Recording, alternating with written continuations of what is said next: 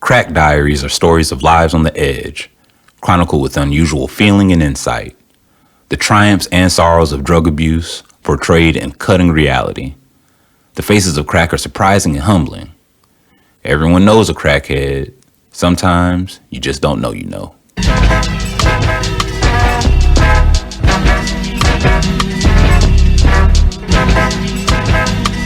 Compared to What?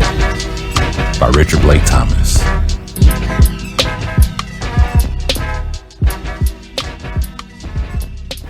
The following news items can be found on the back pages of any newspaper that's near a large black population. Atlanta News Service.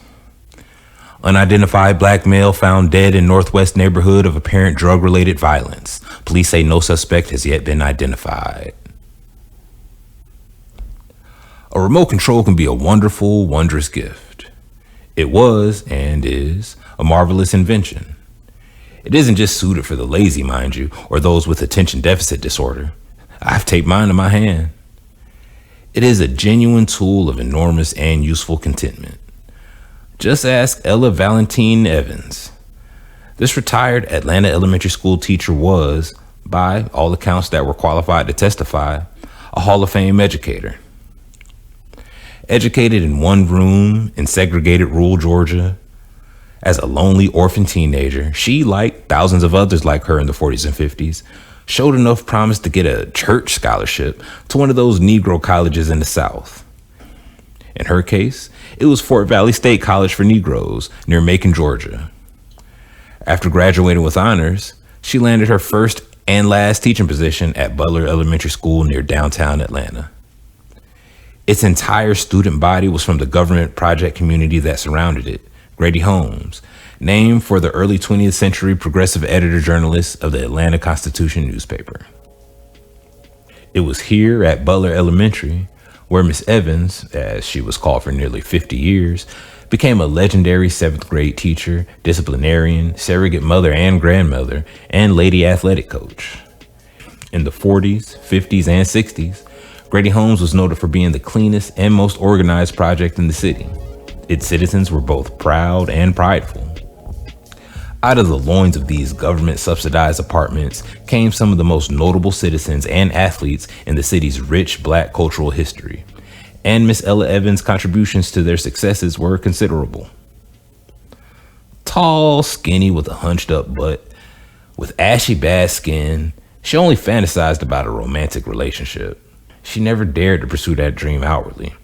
Instead, she married her career as an educator at the age of 20 and consummated that relationship soon thereafter, committed to never divorcing a vocation that gave her purpose, satisfaction, and livelihood. There was a grand celebration and honor ceremony when she retired. But like a lot of Atlanta's black history, her considerable contribution to Atlanta becoming the jewel of the South was a distant memory by the mid-'80s, along with the school and community she served. With each new resident moving to Atlanta from Cincinnati or Detroit or New Jersey or Mexico City, native Black Atlantans, with all of their sacrifices and resourceful contributions, were all but sandwiched out of the new Atlanta. Miss Evans was pretty much regulated to her flat-level, 2-bedroom brick home in Northwest Atlanta that was once in a black, middle-class neighborhood, but was now surrounded by abandoned and boarded-up apartments. There were run-down and unkempt homes everywhere playing host as rooming houses for any dollar amount available. It was the perfect area for the city to first neglect, then second to gentrify. You know, move the white folk back in with magical geometric tax breaks and raise property taxes to the point where the few remaining residents can't afford to live in a home that had been paid for decades ago. Ain't that a bitch? Well, Miss Ella had saved up and invested wisely. Being an avid reader, she had become very curious about the coming technology of the mid-'70s and bought a couple of shares in a new computer company started by a young man on the West Coast. She liked his confidence, beginning a company in his garage, so she sent the young, bespectacled, nerdy little white boy $1,200. He sent back several stamped and sealed sheets with the name of his new company, along with a personal thank you letter for believing in him. He signed them. Thank you for your investment in my/our future. William Bill Gates. Having that remote control, which allowed her to turn to her favorite game show, The Price is Right, on another channel right after watching her favorite black female judge dispense TV justice in unusually candid legal terms, was a very satisfying moment. Thank God for that remote control. She loved the new color TV with its million channels, though she only watched 3 of them most of the time. She especially watched the local superstation when the Atlanta Braves were on. Outfielder David Justice was now her favorite player since Hank Aaron had retired. She thought Justice was a real hustler. The remote control and its battery upkeep were courtesy of young George Owens, or Baby George as he was called. He was the grown son of one of her favorite students, Inez Owens. She had taught Inez during her last year and mentored her through high school and college. Inez had decided to follow in her footsteps and become a teacher. With Miss Evans' help, she graduated from high school with honors and went on to join that new crop of black graduates at that state citizen tax-supported institution in Athens, Georgia. In fact, Inez Owens' stay at Bulldog Nation had been a test and battle of wills. She and those like her were subjected to the racist attitudes of the white students there in the early 60s. It was her zeal for the pursuit of a first-class education that got her through, a zeal that had been in layaway for 100 years. It was also her commitment to standards of equality, not to mention an apparent inbred mean streak that seemed to come with every Fourth Ward birth. It was probably that red dirt they played with in 8. After the verbal attacks hurled at Charlene Hunter and Hamilton Hamp Holmes, the very first black student admitted into Georgia, Inez couldn't wait for them goddamn Peckerwood-ass frat boys to call her a nigga. She had already formulated her plan to counter what would certainly be a racist, typical reception for someone seeking a simple thing like, a quality education. Inez, with Miss Evans as her constant advisor by way of nightly, long-distance telephone calls, was studious, conscientious, patient, and lonely. The incessant and constant news reports of white Southerners murdering children, attacking the innocent, and burning churches and crosses like it was a sport were terrible. And to top it off, wouldn't you know it, they killed people who weren't even black simply because they believed in doing the right thing.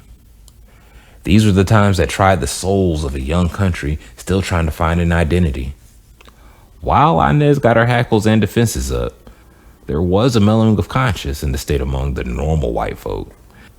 And even though the University of Georgia didn't exactly become the bastion of progressive liberal values, Inez was able to develop genuine and lasting relationships with several white students who had the same interests she did, i.e. taking advantage of a good education. That guy person is very impressive, ain't he? As the 60s drew to an end and the struggle for equality became increasingly violent on all fronts, there were still people who decided to stay the course and keep uplifting humanity to great levels by doing the simple things that make being part of the human race a positive experience for all. These were things like honest work, speaking to strangers, and hell, not throwing trash on the streets. Inez and some of her college friends returned to Atlanta and its surrounding suburbs and did their part in the struggle for human dignity. They became superheroes. They became teachers. Young Inez impressed and flourished as an educator in Atlanta's semi-integrated school system.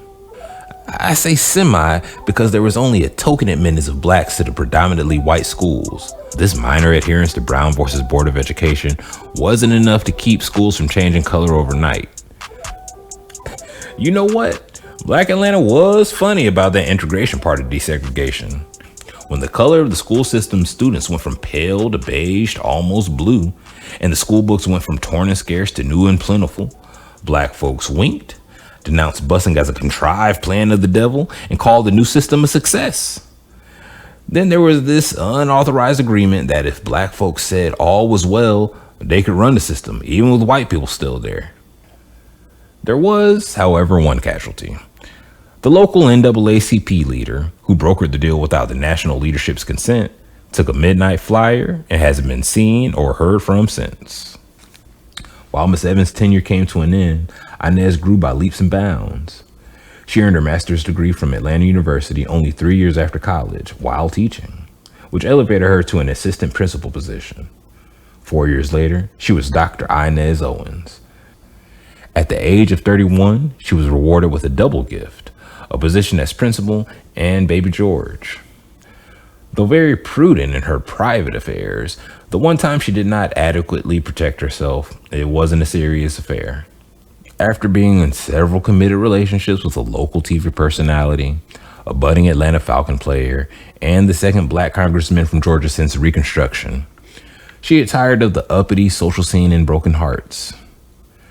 She tried the discos that had popped up near a once predominantly white area that served the residents of a local military base, Fort McPherson. That's when she had a one-nighter with a tall, good-looking, paper-sack brown Army captain somebody. He just wanted to bust somebody out that Friday night. Hell, that's what she wanted too. She never saw him after that brief, gratifying encounter, but she was more than thankful for the everlasting blessing that was named George Owens II after her late grandfather. But soon after baby George was born, she was diagnosed with a debilitating disease, uterine cancer. It ravaged her body and finances for nearly 16 years. She fought the great battle for life long enough, again with the help of Miss Evans, to see young George graduate from Frederick Douglass High School, located, incidentally, on a street named for Dr. Hamilton Holmes, UGA's own. With outstanding grades, scholarships, and loan money, George entered Morehouse College with the ambition of becoming a medical researcher. But before he could finish his sophomore year, Inez died and was buried alongside her grandfather.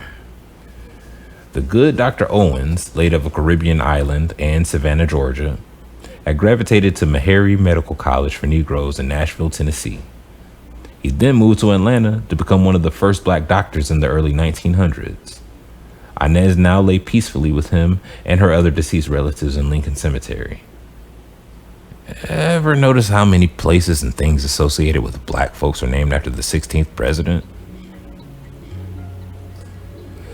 Baby George regrouped after 6 months of dealing with the loss, and with the help, financially and emotionally, from the angelic Miss Evans. He was well on his way to a dual bioengineering degree, courtesy of the Morehouse Georgia Tech program. Damn, I hate it when white people do the right thing. It hurts my "they're all the devil" argument. During this period of celebration, Miss Evans lost her legs to diabetes. She had cashed in her prime Microsoft stock to pay for all of George's medical school classes in advance. So now she was living off her retirement money as a teacher and getting barely enough from the government to pay for medicine and enough maintenance to die a slow death. The government don't give a shit about you after you've used up all your usefulness. Young George would sometimes make 2 trips a day to help administer medications to Miss Evans and swap stories of love and courage about Inez. Miss Evans' neighborhood had changed throughout the years, and while the crack trade would take on many dimensions, the stability of the community got shakier as honorable dealers were replaced by shooters, i.e. dope dealers who were violent by nature and more prone to bullying and counting their money in public for everyone to see, rather than making a lot of money in the game and getting out. It was in these contaminated atmosphere that the 2 hoodlums, Nikki and Teeny Bo, thrived. Born from trash and raised by trash, these punks were guilty of committing almost all the crimes within a 4-block area, including snatching purses, pistol whipping delivery drivers, UPS stopped coming, carjacking, home invasions, etc. Shit, because of these 2 low-life motherfuckers, citizens of this community now met the mailman at the neighborhood store to get their mail. He said he wasn't coming back neither. They would laugh about how they flex crack customers with their soap or sheetrock or anything white. This was easy and safe because crackheads know you don't go back to challenge a dope dealer unless you're ready to throw down. For $10 or $20? Hell no. And the real dealers who would have made those 2 pieces of shit disappear, not necessarily for any moral reason, they were just bad for business, were long gone. Nikki and Teeny Bo, cousins some say, had spotted baby George coming and going every day. He came in the mornings and also later that day, at about 8 or 9, to give Miss Evans the medications that take her through the night. George took classes between those trips. Although he lived in a cheap apartment in Decatur and had no car, he was at peace with himself and the direction his life was headed. He was now in his third year at Emory University's medical school, where, inspired by his mother's fight against a deadly disease, he was going to become an oncology researcher.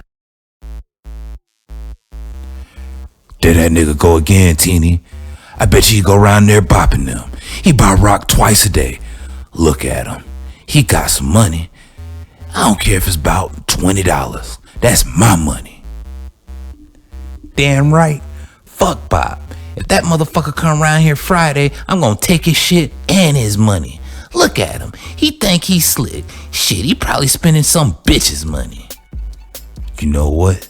We ought to make this shit real and stop bullshitting.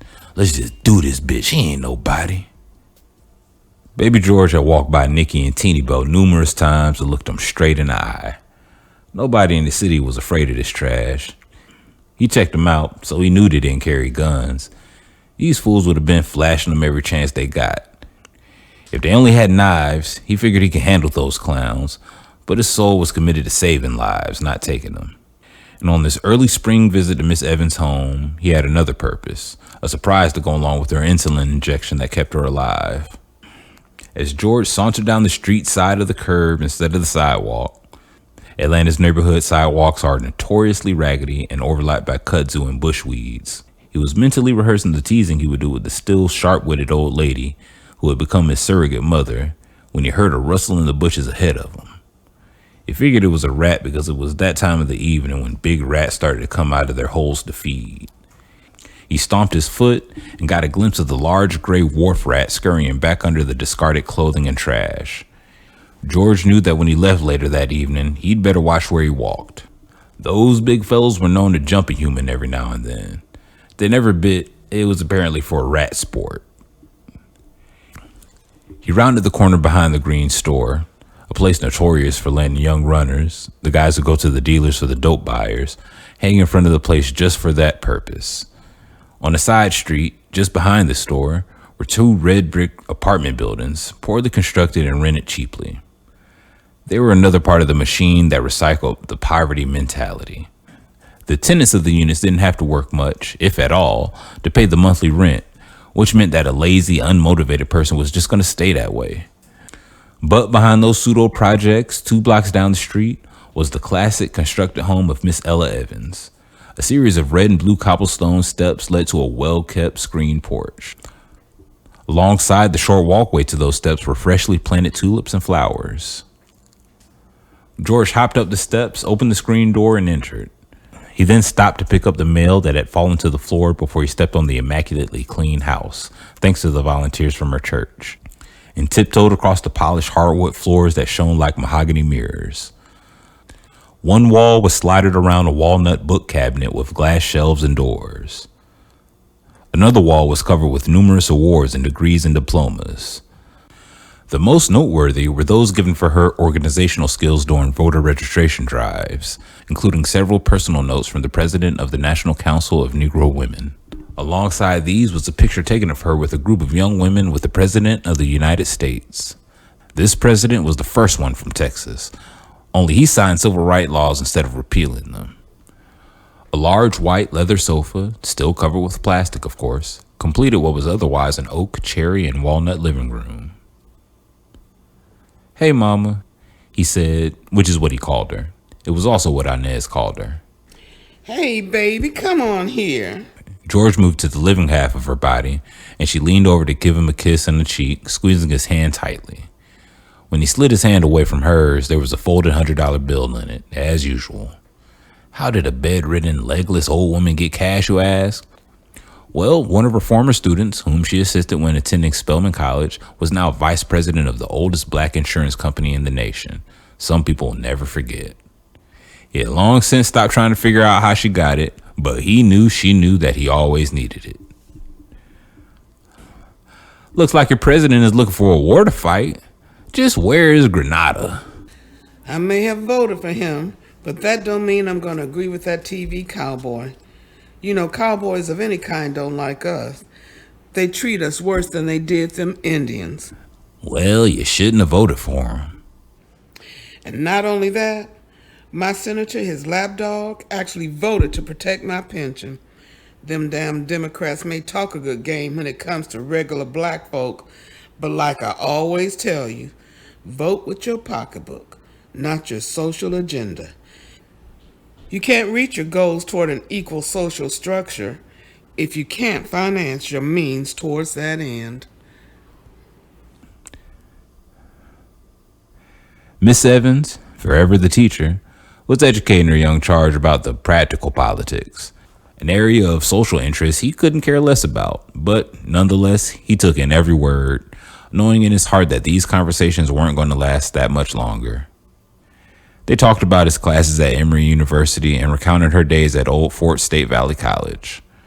They compared notes and shared memories of Inez. It was now nearing 11 p.m., and he didn't want to miss the last bus from that area. He also had a midnight seminar on terminal hospice care that he couldn't afford to miss. He thought about the irony of that class and the career he had chosen. The class was about how to treat those who were certain to die. He was basically in a business that was determined to prolong, if not abolish, that one certainty in life: death. He held her hand until she dozed off. After clearing the table and emptying and cleaning the bedpan, he started out the door until he remembered what he forgot. He went to the side of the bed where he saw that $100 bill she gave him. He picked it up and put it in her old leather pocketbook, where it took its place alongside dozens of others just like it. But that's not what he forgot. In his haste, he had not brushed her gray, limp, nappy locks from her forehead. Then he gave her a kiss on the cheek. He prayed that he'd never forget this gesture of thankfulness and love ever again. He knew that he would be forever grateful and could never live enough lifetimes to repay her for all the love she had given him and his mother. He hustled out the door, making sure the alarm was on and the door locked. He sprinted towards the nasty-ass apartments to get to the bus stop. As he got between the buildings, he heard a noise in the dumpster that sounded like a family of rats wrestling over a rotten piece of meat. So he picked up a stick to make a little noise to shoo them away. But two rats of another kind slipped from behind the dumpster. Armed with a 4-foot piece of sharp and broken bed slat, Teeny Bo jabbed it deeply in George's side. Coward-ass Nikki then flattened the back of George's skull with a piece of broken concrete, and before he could hit the ground, George was with his mother in the land of angels. After rummaging through his pockets and finding a monthly rail card and a $10 bill, Nikki spat on him, and then the scum went on their merry way. The murder weapons were discarded in a rather ingenious fashion. They were thrown in the bushes. The police sure as hell weren't going to look for any pertinent evidence in this neighborhood. The next day, when the body was discovered, the police didn't keep their crime scene tape up long enough to protect the integrity of the area. So, after spotting a couple of bags of fake dope that was dropped by the pair of killers, and with no identification on the body, the obvious conclusion was what? A drug deal gone bad. You know what was next. Hurry up, clean this shit up, and get somewhere to finish watching the game. It doesn't matter which sport either. Miss Evans didn't get many visitors, so when George didn't show up the next morning, she lapsed into a diabetic coma that lasted for 5 days. She died almost a week later, and her body wasn't discovered until 2 weeks later when the mailman smelled that unforgettable odor of death. Her home was cleaned out by the sanitation workers. Her passing was barely a blip on the humanity subtraction meter and would have gone completely unnoticed, but when one of the county detainees was clearing the home, he noticed a picture on the wall. In the photo was a group of young black women standing around a tall white man. That tall man's name was Lyndon Baines Johnson. The detainee didn't know that. What caught his eye was the fierce presence the tall young black girl gave to the photo. She was not even looking at the president, but he was obviously noticing her. She was the homeliest looking figure in the picture of young Negro women who were all obviously posing for the photo op with the politician. While they were all leering at him, giving him that "we thank you and we're honored to be in your presence" look, there was Miss Ella Evans from Sandersville, Georgia, standing at the end of the row of beauties, staring directly into the camera, arms folded, with the look of accomplishment on her face.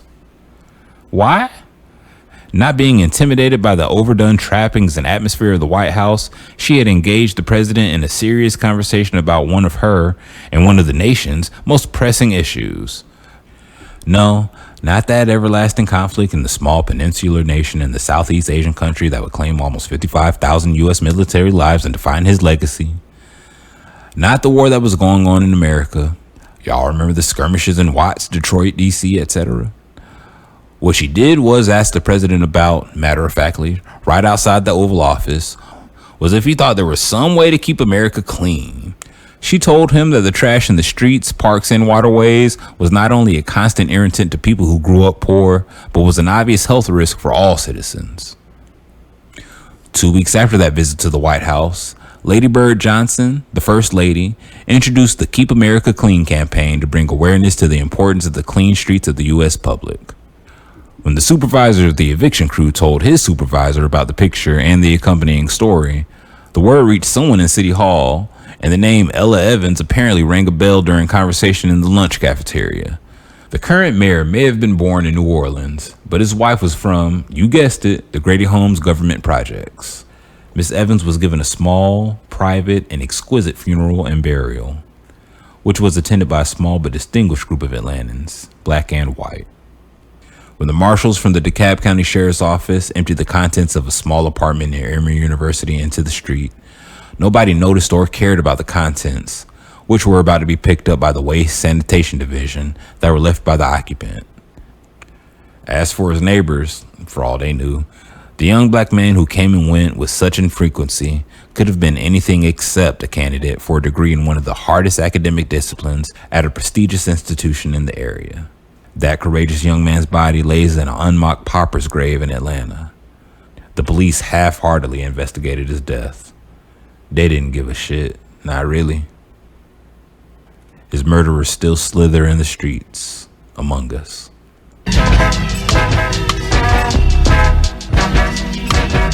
Crack Diaries is based on a book of short stories written by my father, Richard Blake Thomas. This is a DCA and 404 production. Directed by Dan Allen and Joe Thomas. Edited by Joe Thomas and recorded at DCA Studios. Starring Danny Davis, Daniel Allen, and myself, Joe Thomas.